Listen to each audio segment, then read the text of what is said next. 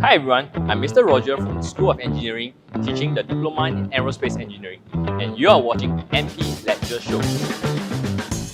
Have you ever wondered what makes a plane or a balsa wood glider soar in the air like magic? Well, buckle up because we are about to dive into the 4 forces that affect flight.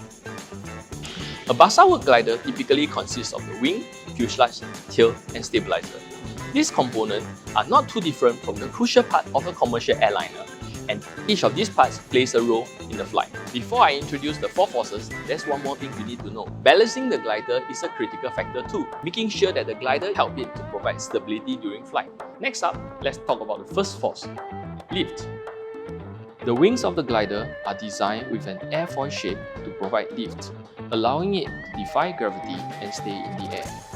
Now here is the cool one, weight. The weight of the glider will pull it down by good old gravity.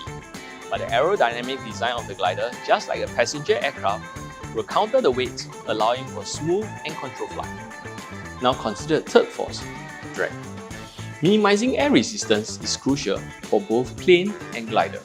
That's why the sleek, streamlined design of the plane is essential for reducing drag and ensuring a fuel-efficient journey. Last but not least, let's talk about the fourth force, thrust.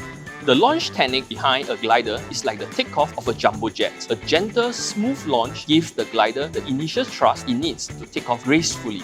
Now go ahead and try these tips and let your glider take flight like never before. Happy gliding and stay tuned for the next episode. Bye!